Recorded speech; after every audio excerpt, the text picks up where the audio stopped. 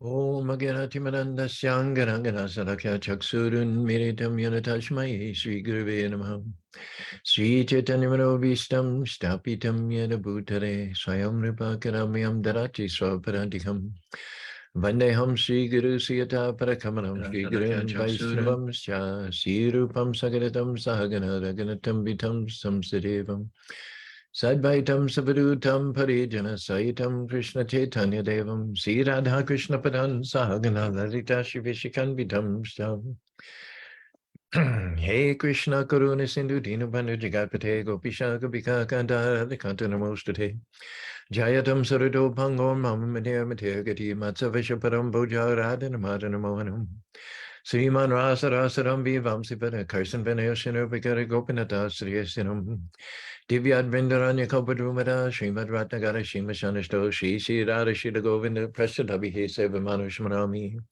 Namo Brahmane Devaya, Go Brahmani Taya Chajigaditaya, Krishnaya Govindaya Namo Namaha. Mangalang Bhagavan Vishnu, Mangalam Guru Rajaja, Mangalam Panditikaksha, Mangalayatano Hari. Om Narayanaya Vidmihi, Vasudevaya Dimihi, Tano Vishnu Pachodhyate. Om Mahadevi Chavidmihi Vishnu Padni Chadimihi Tano Lakshmi Pachodhyate. Mahalakshmi Namastubhyam Namastubhyam Sare Sare Hari Priya Namastubhyam Namastubhyam Danai Tapta Kanjana Gavanagi Radhavin Navaneshare Vishavanu Sute Divi Pranamani Hari Priya. Subham Karoti Kayaram Haragam Danam Satipuri Vanasana Deepa Jyoti Namostate Deepa Jyoti Danardinam Deepa Jyoti Parabaram Deepa Medaram Deepa Jyoti Namostate Nama Om Vishnu Paraya Krishna Vistaya Bhutare Srimati Bhakti Vedanta Shami Janamane Namaste Sarasati Devi Guruvani Pachorine Nevishes Sunivari Praskata Desadarine Sri Krishna Chaitanya Prabhu Nityananda Shri Advaita Gadadhar Shiva Sari Gaur Bhaktavindam Hare Krishna Krishna Krishna Hare Hare Hare Rama Rama Rama Hare Hare. Good morning, Rob. I hope your camping trip was a lot of fun. Brent, good morning. Govinda Dave, good morning to one and all. It's Motivational Monday. We left off last Wednesday talking about how it's a good thing if we realize that we're alone. People that we've depended upon for years, for some reason or other, no longer there for us. Maybe they moved to another city. Maybe they passed away and we feel a sense of betrayal, even though they didn't intentionally pass away just to leave us swinging in the wind. But we can't help but feeling that they've some or other let us down. And the reason for that is that we've leaned too heavily upon them in the first place. So there'll be various instances in our life when the stark reality of our being alone in this vast material universe presents itself. And that's a good thing. We're alone as far as other living beings are concerned. Prabhupada used to give the example that you have a zero and you put another zero beside it and you put another zero, and no matter how many zeros you line up side by side, it's never going to add up to something substantial. It's never going to add up to a one. However, if you get a one and you put it in front of a single zero, that becomes a 10. A one in front of two zeros is 100. It's the one that brings everything together. And ultimately, if you depend on somebody else, what you're really depending on is Krishna, because the quality in that person that causes you to be attracted or dependent on comes from Krishna. And so we should cease leaning on Krishna indirectly and adopt the process of bhakti, which can be summarized as a process of leaning directly on Krishna. Krishna is not temporary. He's eternal. He existed before the creation of this material world. Aham evasham evaga nanyat shat, before the sun, the moon, the stars, Shiva, Brahma, Indra, Chandra, Vayu. And after the dissolution of this cosmic manifestation, when all these various variegated phenomena are cease to be manifest, there will be Krishna and Krishna alone, as there was Krishna and Krishna alone before the creation. But we're not ultimately alone, but we are accompanied by the Supreme Personality of Godhead, our Creator, who is also the creator of millions and millions of universe. And so that should be a great source of strength and a great source of comfort. We should cease depending on other living beings for our provision and transfer our dependence on Krishna. We're not independent at any stage of our existence. That's an illusion. All the emphasis in the modern world on independence can be misleading. We should try to be independent of matter, but that doesn't mean to be independent altogether. It just means to take our essential dependence and transfer it from temporary, dark, ignorant, miserable matter, transfer it to the spiritual world. Giving the talk last night at the Sunday Feast in Spanish Fork, and I came across a phrase that Prabhupada uses in connection to the spiritual world, which is a good takeaway. First of all, he talks about how this material world is full of danger at every step. There are calamities everywhere. The war in Ukraine, the rising cost of inflation, the different camps in America, pro-immigration, anti-immigration, pro-gay, anti-gay, red politicians, blue politicians. It was the COVID epidemic. This material world is full of calamities. Now, less intelligent people try to make various adjustments, economic adjustments, medical adjustments, technological adjustments, fuel adjustments, in order to avert or to deal with the calamities of this material world. And they're coming from a place of thinking that the calamities are occasional, that our purpose in this material world is to live comfortable, happy, and free from anxiety. And all we have to do is develop various counteractive measures to the occasional intermittent calamities that happen along. This is a total misunderstanding of the nature of the material world. It'd be like if you were in prison and you were to mistake the prison for a Club Med resort. You would take the prison as basically a place where you go to relax and have fun and recreate. And that's an essential misunderstanding, because the prison is a place where you're supposed to suffer. There may be an occasional moment of pleasure, but the nature of the prison, nobody goes to the prison for vacation, to relax. Everyone goes into prison to be punished. The nature of the prison is punishment. This material world is like a prison house compared to the spiritual world. It's not just that there are some calamities that come by every once in a while when we weren't looking. It is that it is a place of calamities. Doesn't matter how many adjustments you make, there'll always be calamities. You're just lucky if you're only dealing with one at a time. Sometimes there are 5 or 6 calamities. And we say when it rains, it pours. So rather than adjusting to the calamities, rather than foolishly trying to improve your position within this alien material world where there's danger at every step, the intelligent person uses the human form of life for the purpose that it's given. We're created to love God.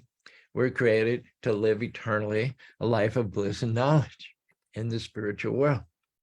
And here's the phrase I like. Prabhupada said, our purpose in life, the mission of human life, is to forget about making adjustments in this material world, but rather to transfer, at the time of leaving this current body, to transfer the eternal spirit soul back home, back to Godhead, where life is eternal, full of bliss and knowledge. And he describes the spiritual world as that place where there is not a trace of calamity. Just think about that. Think about living.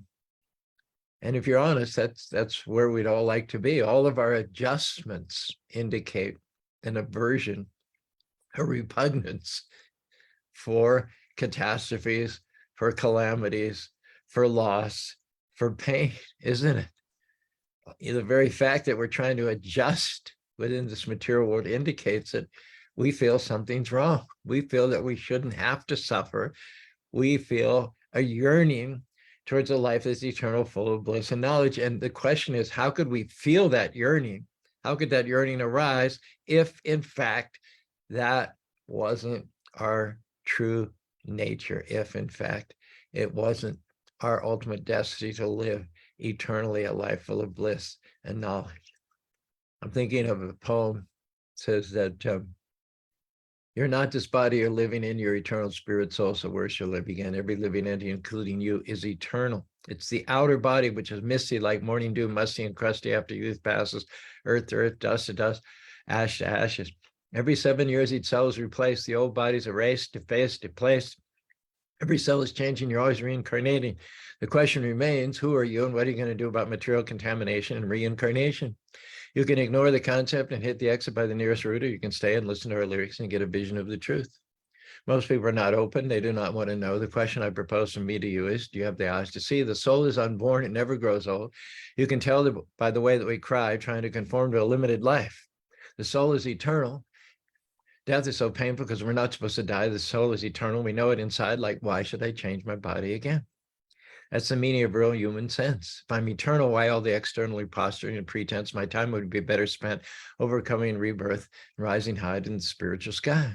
The human life is an opportunity to overcome rebirth, which no one survives. Time to realize my eternal state and attain my spiritual body one day. We have free will to make our own decisions, but we have to face the reactions to the way we've been living. Sense enjoyment is fleeting and shabby. We do it over and over, but it never makes us happy. Not knowing our true nature, we cater to all this temporary stuff, but it's never enough. We cage ourselves into this prison, numb our consciousness, this crummy position. We allow the media to condition us to shop for additions to this body, which we're not. Ignorance causes dissatisfaction of the soul. We can't imagine why we're not happy. Then we grow old, get crabby, and go cold. It's hard to turn back once your soul's been sold. If you don't know why you're here, and be honest, you don't, you might find out if you considered the soul. Point made. Are we all in agreement here? All the people, circumstances, even our loved ones will not be there for us, but Krishna has always been there for us throughout millions of past lifetimes. He's there for you right now, and he's offering to light your footsteps into a much better, glorious future. This aloneness of the living entity was graphically revealed to a robber many, many thousands of years ago. He eventually became Valmiki, the compiler of the Vedantas. I think his name prior to his transformation was Ratnagar or something like that. He was a highway robber, a murderer, a dacoit. He accosted Narada Muni, the great sage, one day along before his path, and Narada Muni had nothing that he could steal. Valmiki said, well, since you have no material goods to steal, I'll take your life. And he started wielding his knife in a threatening way to Narada Muni. And Narada Muni says, I don't have anything material to give you, but I could give you knowledge by which you can become ultimately happy. Valmiki was interested, and he said, what sort of knowledge can you give me? Narada Muni said, do one thing first, and I promise I'll just stay here. I won't go anywhere. You can count on my promise. Go back to your family members, and you and I know, and they know, that you're performing all these sins, accruing a lot of negative karma for every action, and action is an opposite, an equal reaction. You sow the seed, you face the deed, whatever you do comes back to you. So in your next life, you're going to face a whole ton of negative karmic reactions.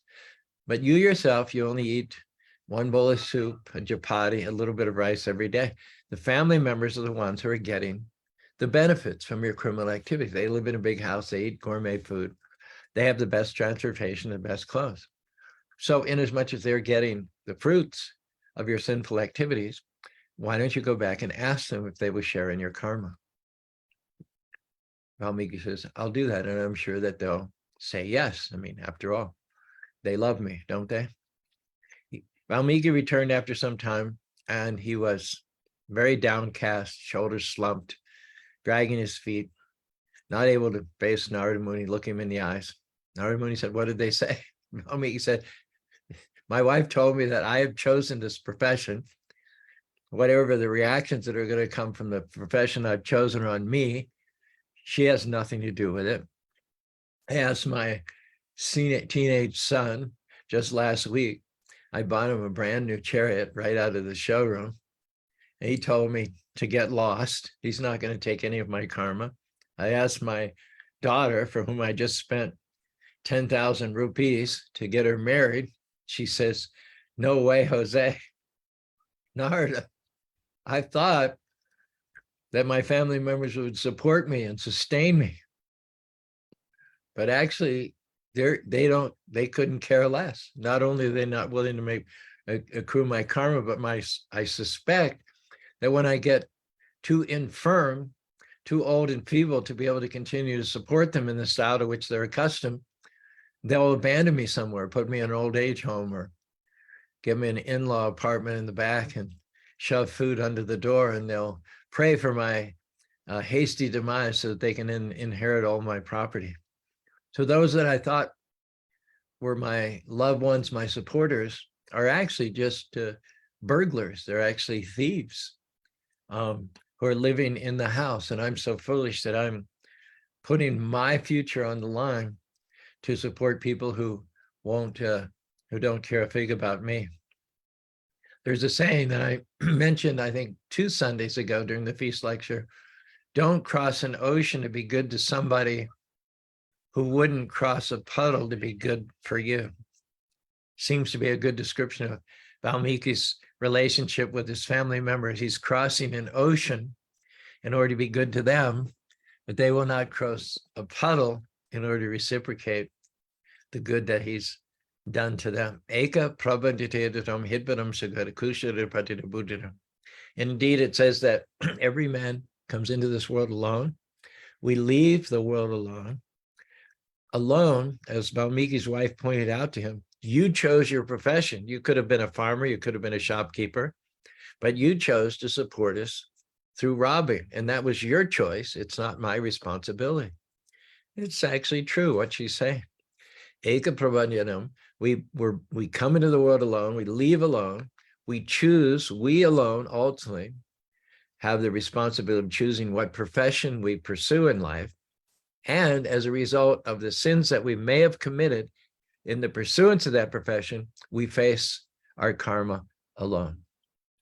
No one else can fly our plane for us when it gets into trouble. Caru one time had a conversation with the old and blind Dhritarashtra. Everybody knows Dhritarashtra was overly attached to his son, Duryodhana. Instead of disciplining and curtailing the activities of his son, Dhritarashtra managed to look the other way. And so Caru said to this king, who was blind spiritually as well as materially, says, Neha chat janta shambacharha keshchid kenachit shaha rajan tenapi dehina kimnu jayat majabihi. He says, why are you sacrificing your own future by complicity in the crimes of your son?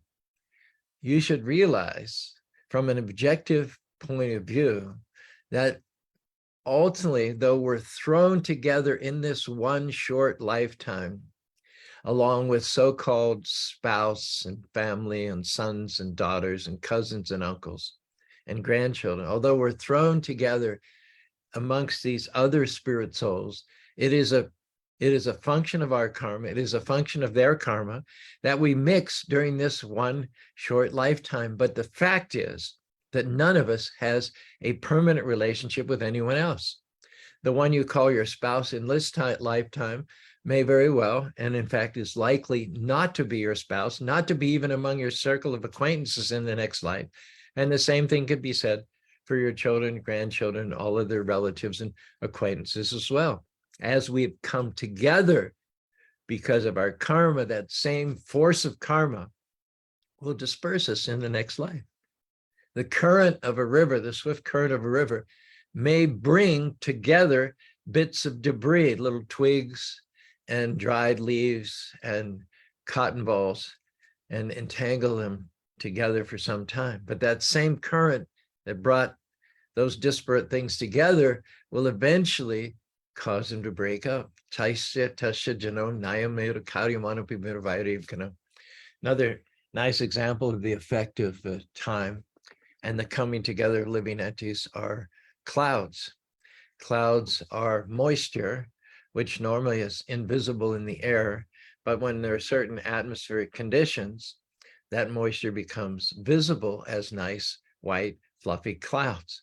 And the force that moves the clouds from one part of the sky to another is the air. So the air, the temperature, the condensation that exists being supported and resting on air are the conditions whereby the invisible moisture becomes clouds. But then when that same air changes the conditions, the big fluffy cloud breaks up into little wisps, into little coat trails, I think they're called, and they all disperse. What once came together as a nice big fluffy cloud, artists can set up their easels and paint the cumulus and the cumuli, but the same air which formed the cloud is eventually going to break up and cause the disappearance of the cloud. Similarly, we come together in a certain dynasty, in a certain race, as a certain gender, the husband or wife of somebody, the father of somebody, the son of somebody. But the fact is, as Caru points out to Dhritarashtra, is that no one, bottom line is, no one has any permanent relationship with anyone else. And Caru drives the point home by saying to Dhritarashtra, check this out. You can't even stay in your own body. You were born blind. You're hard of hearing. You're coughing up mucus. You smell bad. You smell bad. You know, the term old fart. You smell bad. You're in the process of losing your own body, which was defective from birth. Now, after many years, is deserting you. Your seeing is deserting you. Your digestion is going south. Your hearing, you can't hear anymore. So you're seeing almost hour by hour the dissolution of your body. How can you cling to the misconception that you have any sort of a permanent relationship with your family members? The fact is that you are alone. You're alone, my friend. And you're going to have, you're catering to the criminal activities and in a sense becoming a co-conspirator of your evil mind, son Duryodhana, is implicating you in very, very serious negative reactions in your next life. And when you face Yamaraj, the Lord of Death, and you're called to account for your sins of omission, you can't blame that on your affection for your son. It's not an excuse. You made your own decisions and you're going to have to face those reactions by yourself. We shape ourselves, the joys and fears of which the coming life is made, and fill our future's atmosphere with sunshine or with shade. The tissue of the life to be, we weave in colors all our own, and in the field of destiny, we reap where we have sown. Karma's action and reaction. You sow the seed, you face the deed. Whatever you do comes back to you. The law of cause and effect ensures the balance is perfect. Detecting whatever you do, good and bad, it will resurrect. Death is not the end, it's just a bend. Whatever you've done will circle back again. The body may die, but your karma is standing by. You'll be reborn to live and cry, continue to suffer and cry.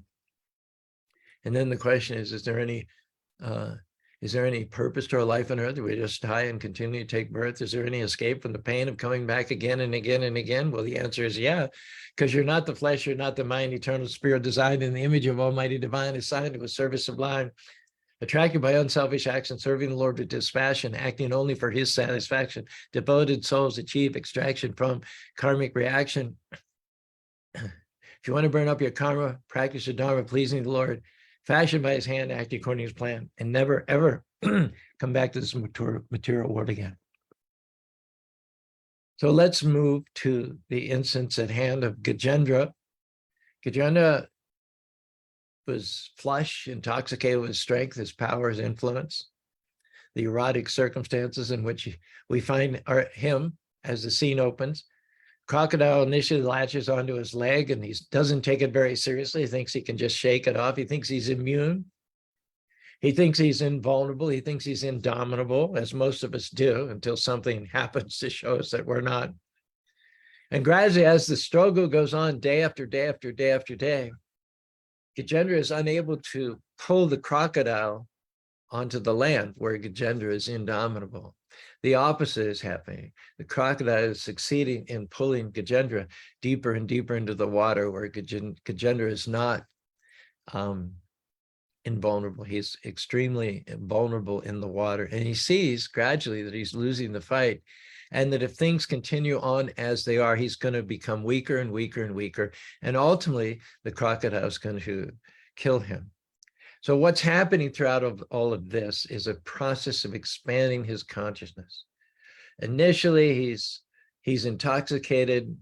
His mind is affected by the substances, the sap which is drunk from the trunks of the trees, and by the stimulation, the central stimulation of the she-elephants, and the jaws of the crocodile clamping around his leg are just a minor annoyance at first, because his mind is limited, is pinpointed to the next pleasure, the next erotic impulse, the next thrill that will come coursing through his senses. Bogaishwarya prashaktanam tayaparitaram shamaduna vidiyate. Those who are interested in sense enjoyment, their consciousness is all over the map. It's all over the map.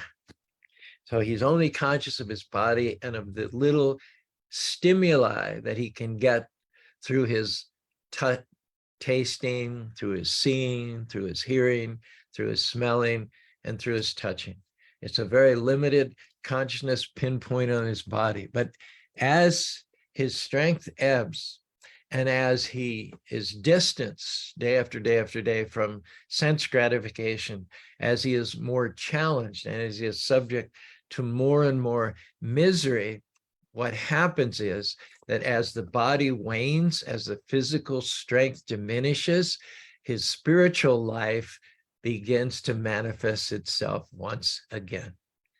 It comes to him that while he's alone, none of his she-elephants, none of the other male elephants, not his regal position as king of the jungle, not his huge body full of muscles, not his strength, none of that is going to come to help him in his hours of need. But there is one entity to whom he can, at the last gasps, apply to for help, and that is the Lord within the heart.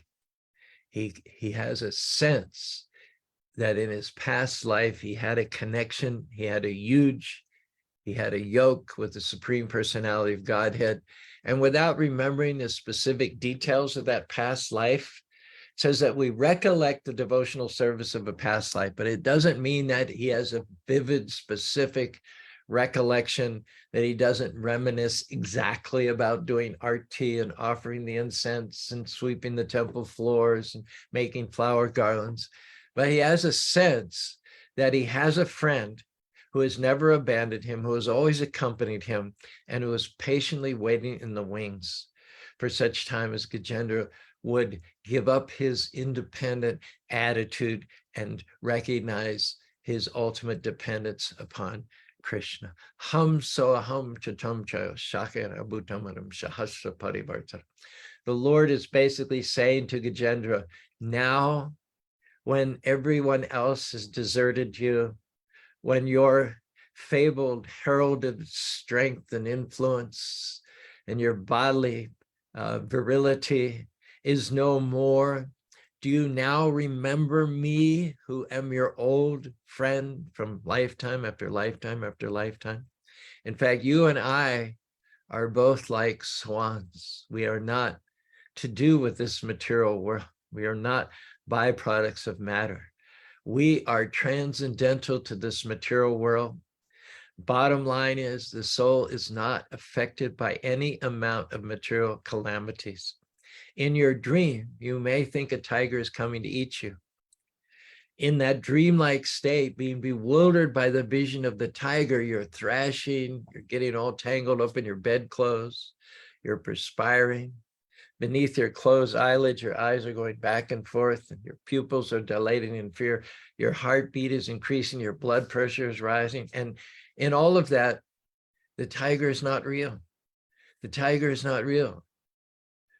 Because you've mistaken the dream for reality, you're experiencing negative physical reactions. You may even get so afraid, so wound up at the vision of a tiger in your dream that you could give yourself a heart attack. But the fact is that the tiger's not real. You're lying safely in your bed in Spanish for. And similarly, the calamities of this material world are not real. And when we wake up from the dream of this material entanglement, we'll see that there was no substance to all of the things about which we've stressed out.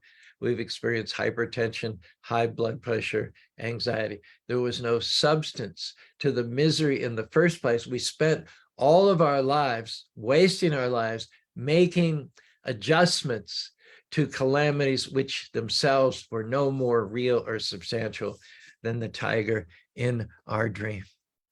All of that disappears. Mukto pipavaradiryap shiram arajamashmamamini yatana bhutampatina timto nyaya ganhambarinte. When a person's in the dream, you can't convince him that what he's seeing isn't real.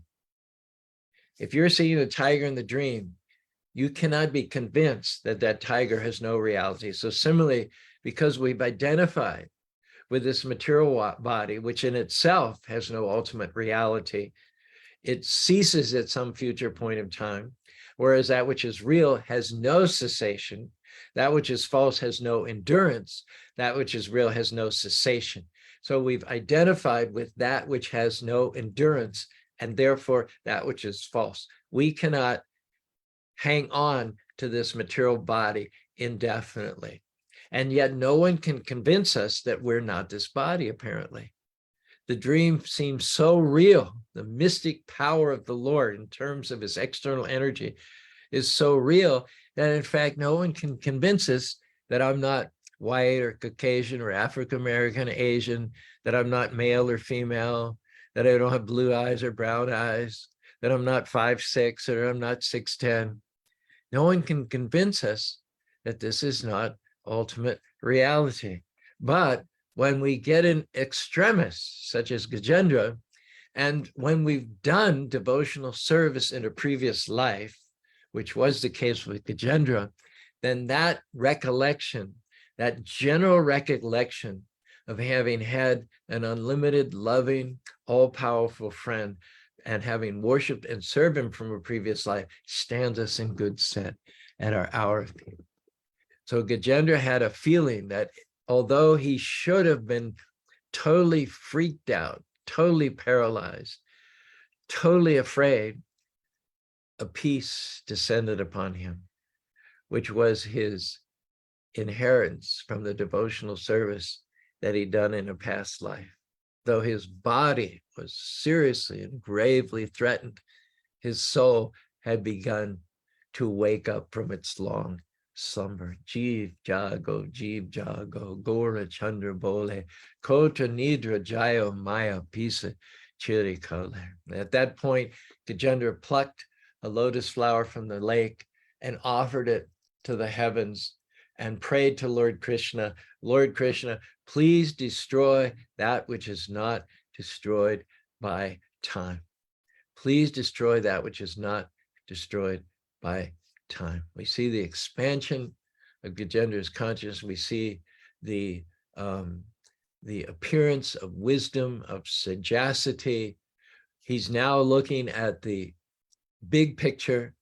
He's seeing not the immediate cause as the crocodile clamping on his leg and causing him. He's seeing the remote cause, that this crocodile is in fact his best friend. His crocodile is the instrument through which the Lord has finally approached him and brought him to the shore of the ocean of spirituality. The Lord is using the crocodile to reawaken Gajendra's consciousness of his previous life, of his eternal connection with Krishna. And eventually, as we're going to see, Gajendra is going to go back to home, back to Godhead. We'll talk more about removing, destroying that which is not destroyed by time tomorrow on Transcendental Tuesday. Thanks very much for jumping in here. First of all, we had Brent in chronological order. Brent was here last night at our Sunday feast. We had a good crowd. We talked about how to destroy anxiety. Jai Krishna came. It was a wonderful kirtan. And Brent, as he always does, talks to the new people and shares his Krishna conscious experience. And this occasion he was talking, sitting outside eating the feast with Fatima, who's a volunteer, just arrived a couple of days ago. She's originally from Tunisia and has been in the corporate world in France for 4 years, now taking a break and doing workaway experience. So they had a nice conversation along with my friend Parma Parush, who's visiting from Australia, listening to our talks for many years now. He can quote chapter and verse every talk that Caru has been giving. We're certainly enjoying him coming. Govinda Dev, my wonderful friend, an exemplar of spiritual life, has jumped on secondly. Shali with her wonderful family, she was here also last night. We're having a vegan cookout on Wednesday night. If anybody wants to RSVP, at our phone number or email address, we could promise good food, good association, bit of music. Jai Krishna said he'd try and make it to lead some kirtan. Britta, I know it's a long commute from Ogden, but you're certainly invited either on Sundays or on Wednesdays. Salt Lake City might be less of a drive for you. And as most of you know, our Salt Lake City spiritual get-togethers are Saturday nights at 7 o'clock. Gene, I don't think he's ever missed any of our episodes, which started with COVID. So it's been about 3 years now. We've been having these Bhagavatam classes. There's quite an archive of classes, probably 400 or so, which are posted on ultimately on the YouTube channel. I think Facebook deletes them after some time, but we go ahead and post them on the YouTube channel. Carmen is a newcomer and very enthusiastic. Thanks for your Hare Krishna. Divya Joshi is my old friend from many, many years ago, checking in with the Hare Krishna. Vaibhavi is my old friend, my spouse of 53 years in this lifetime.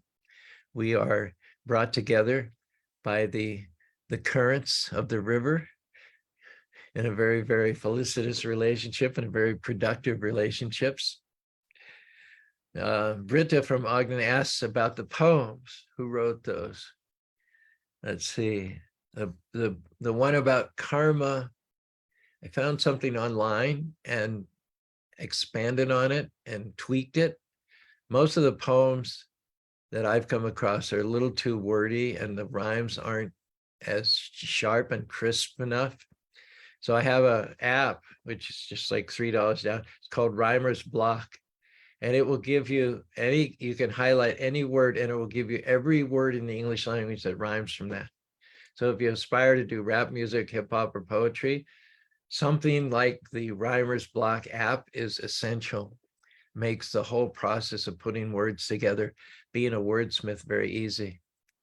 So yeah, that's where the karma one came. And the one about the spirit soul, Jai Krishna originally sang the first verse of that song. When I look into your eyes, I see a shining soul. When I look into your eyes, I see a spirit soul. I see a soul that's never born, spark, never died.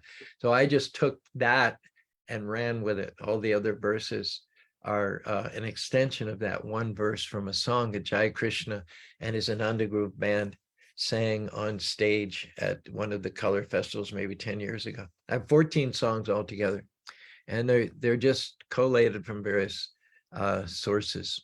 Some of them I wrote, some of them I tweaked other people's. There's a couple songs, the Hanuman and Ganesh song are from MC Yogi.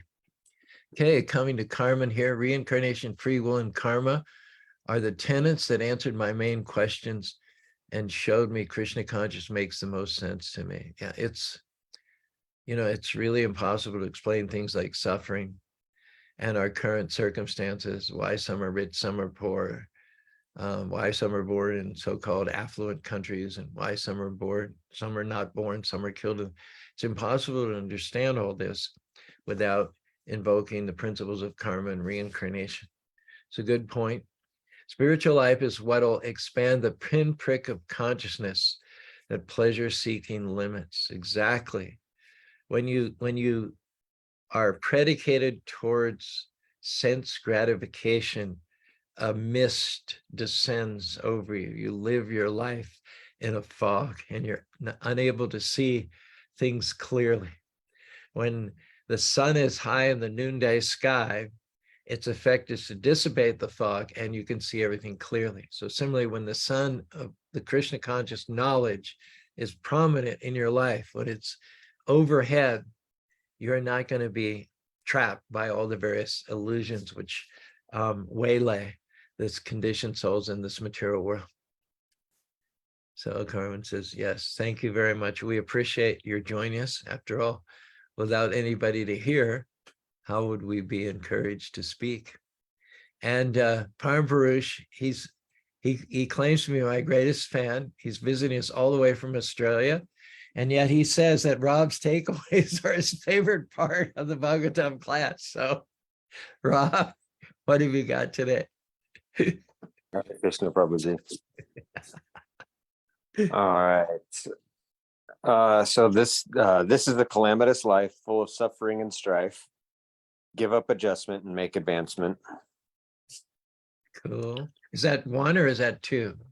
I was thinking about trying to make it one, just so it's not so Debbie Downer on the first part of it. Yeah, if you could find one more word to rhyme with life or strife, then it would be all tied together in one 8-line or 4-line composition. It's never too late to change your fate. That's good. If you don't want the croc if you don't want the croc to jump your sock, you got to walk the walk and talk the talk. If you don't want the croc to jump your sock, chomp your sock. Oh, chomp your sock. That's funny. Just like your dreams, life is not what it seems. That's pretty appropriate. The false pretends, the real never ends. Very good. Excellent. Krishna uses the bad and the good to help you learn what you should. Nice. Really, I can see. Yeah. Is there more? Nope, that's all I got today, Prabhuji. That was quite a bit. You're pretty busy. Well, you and I are both busy during the 45 minutes of these talks. Good output. Please do send them to me. I'll post them. We will see you all tomorrow in 23 hours for Transcendental Tuesday and more on the expansion of the consciousness of Gajendra the elephant. Hare Krishna, Krishna Krishna, Hare Hare, Hare Rama, Rama Rama, Hare Hare.